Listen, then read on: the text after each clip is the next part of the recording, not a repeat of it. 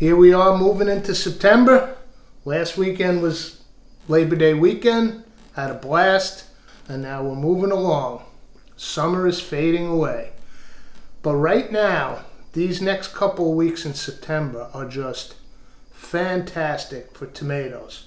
Sure, they crank through August, but now the nights are cooling off. Those sugars are really just developing. You get beautiful sweet tomato harvests, and the plants are just chock full. The windowsill's full. So let's do something with tomatoes.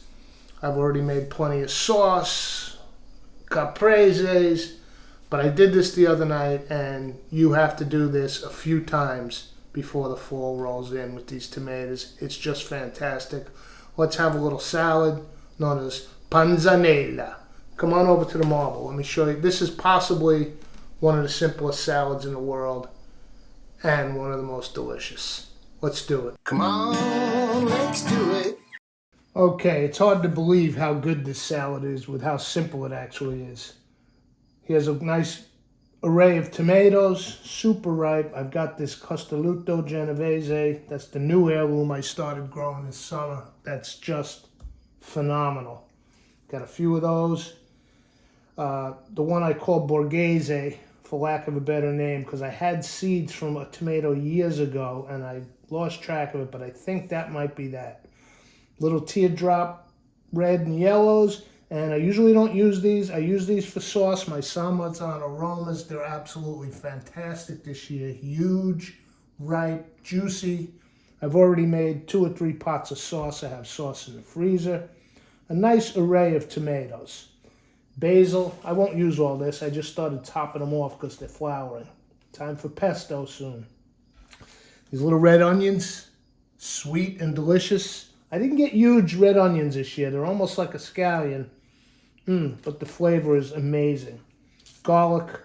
And here's the key with this. I baked a beautiful loaf of sourdough last weekend.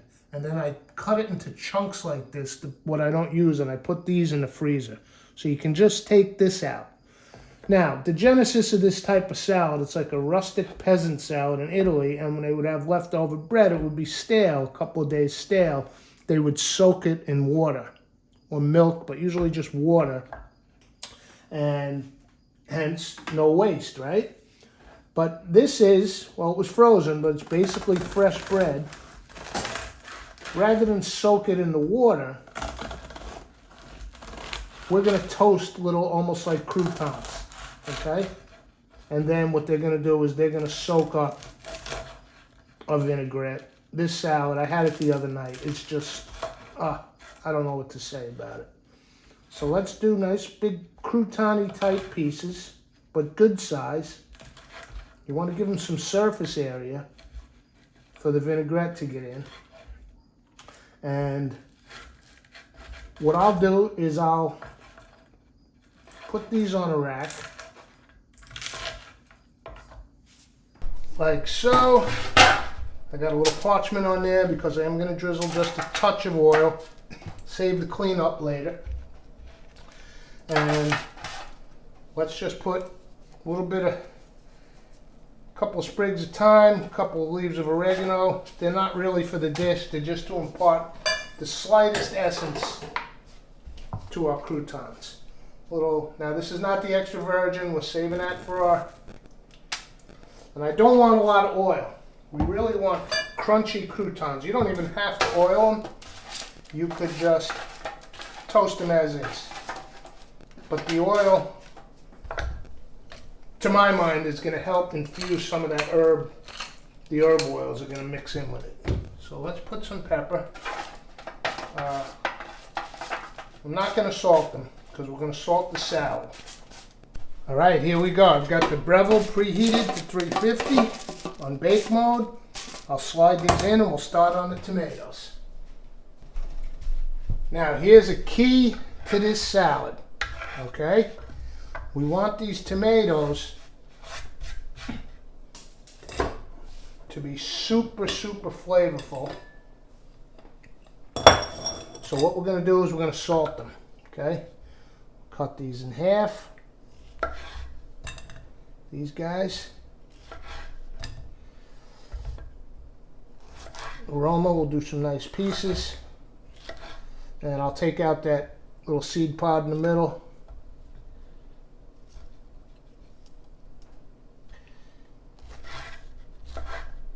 Big chunks. Alright, I'll do the rest of this and then we'll salt them. Here's our array of lovely ripe tomatoes. And as ripe as they are though, we are going to intensify their flavor by salting them a little. It's like, you know how we salt our eggplant for eggplant parm? It's that old 7th grade science concept of osmosis, right? The salt is going to bring the water out right through the cell walls. So that's why we have this strainer here in our bowl. We'll let that sit about 10 minutes, which is about how long our bread is going to take. So that gives us time to make a nice little vinaigrette. Let's do that next. I'm going to start with 1 clove of garlic. This lovely 2024 garlic that's hanging in the basement. It's oily, it's fresh, it's delicious. I'll smash that down.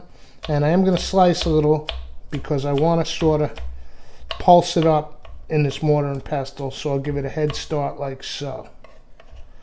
And then the red onion will be sliced into the salad, but I'm going to take a little bit off the end here. Smash that. Slice it. Now, some people will use a little bit of mustard. It helps to emulsify, but I want to keep this strictly Italiano.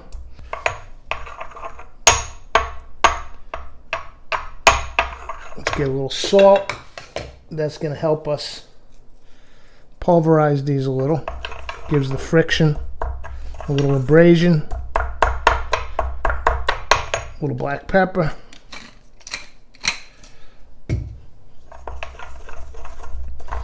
Yeah, the salt really helps.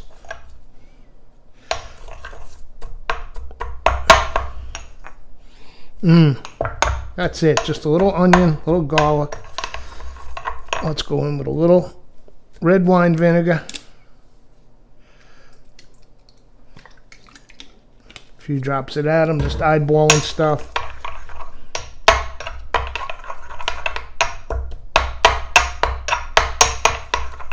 And then we're not going to get a true emulsification like you would like with a mayonnaise, but if I drizzle this oil while I'm spinning, we'll get some.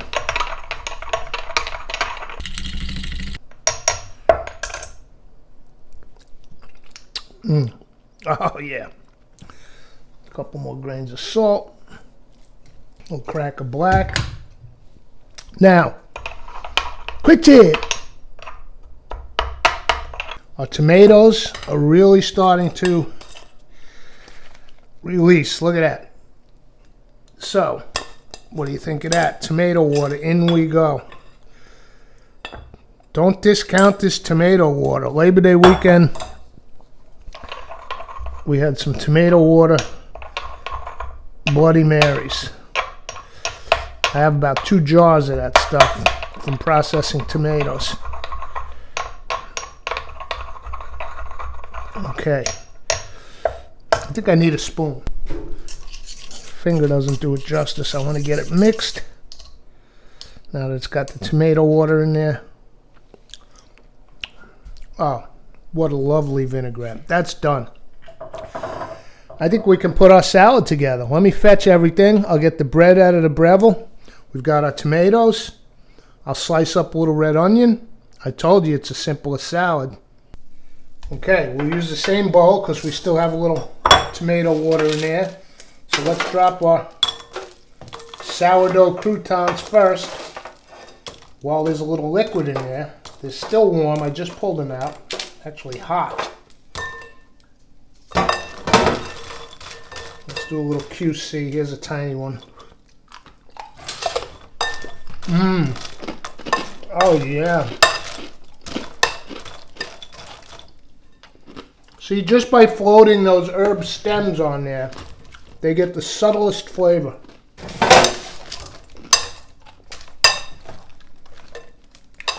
And for a panzanella, actually that doesn't look bad. I was going to say I'm a little bit tomato heavy. Traditionally this is a bread salad. But no, the ratio doesn't look bad at all. I mean, it's not like you can eat too many of these tomatoes at any given time. And let's not forget our red onion. Plenty of basil. The aroma of this is just almost knocking me to the floor. It is pesto time. Let's do, I peeled the skin off 2 of those little red onion, but I think I only need 1. It's all right. I'll make another little panzanella in the morning and take it to work. Tomorrow's Friday. It's Thursday night over here in Zone 6, formerly Zone 5. Little red onion.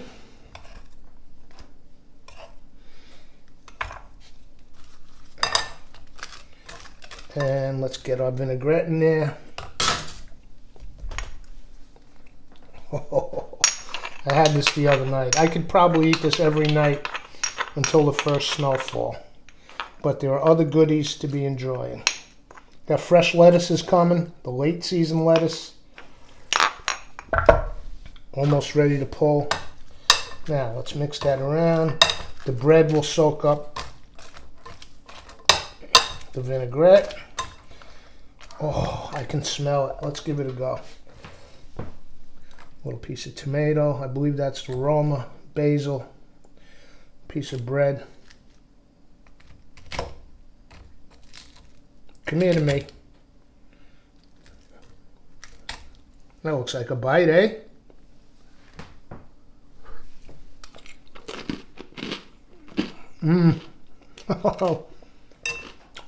Wow.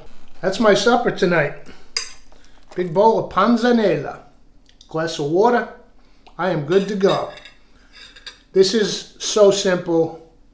It defies description how good it is for the simplicity. But the tomatoes are key, right? Ripe heirlooms. You're not doing this with, supermarket tomatoes. And the bread is pretty key. This fresh baked sourdough is great.